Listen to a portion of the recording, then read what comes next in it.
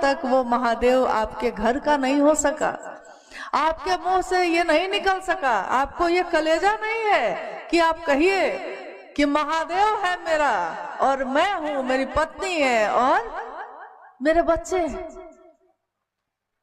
आप कहते हैं साहब है मेरे और साहब आपके ना हो सके। आपने कहा दीदी है मेरी और दीदी नीलम आनंद आपके गीतों में धड़क नहीं सकी, आपके गीतों में उनका नाम नहीं गूंज सका। तो कैसी दीदी, कैसे साहब, कैसे महादेव। आज हर घर में जहां भी शिव की बात होती है, लोग कहते हैं कि क्यों साहब दीदी की तस्वीर लगाई है आपने। जहां भी तस्वीरें लगी रहती हैं तो कुछ लोग तो हर तरीके के होते हैं, वो पूछते हैं, कहते हैं कि दिल में है ही तो तस्वीर की क्या जरूरत। लेकिन तस्वीर भी उसी की लगती है जो दिल में होता है। जब दिल में कोई होगा ही नहीं तो उसकी तस्वीर कैसे लगाएंगे।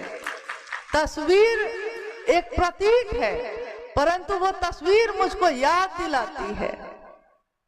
अगर महादेव भी दिल में ही है तो महादेव की तस्वीर क्यों लगा रहे हैं भाई साहब। महादेव की भी ना लगाइए।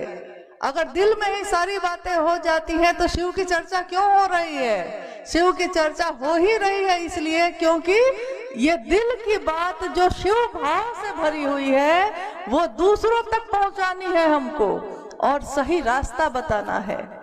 हर चीज का एक केंद्र होता है, अगर वो स्थिति केंद्र से बदल जाए तो तहस नहस हो जाता है। सूरज जो चमक रहा है इसकी भी एक धुरी है, अगर ये अपने धुरी से घूमना बंद कर दे तो सर्वनाश हो जाए। पृथ्वी जो अपने चक्र पे घूम रही है उसका भी एक केंद्र है और अगर वो केंद्र से हट जाए तो भूकंप हो जाए, सब कुछ नष्ट हो जाए।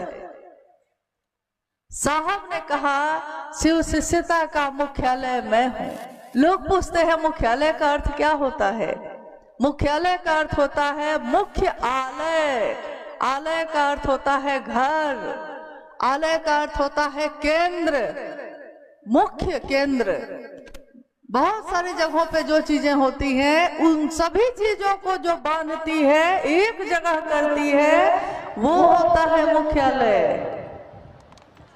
और लोग अभी तक मुख्यालय का अर्थ ही पूछ रहे हैं, शिव के गुरु की व्याख्या ही पूछ रहे हैं, शिव शिष्यता की व्याप्ति ही पूछ रहे हैं, 3 सूत्रों से क्या होगा यही पूछ रहे हैं। सालों साल बीत गए, प्रतिदिन हमने शिव को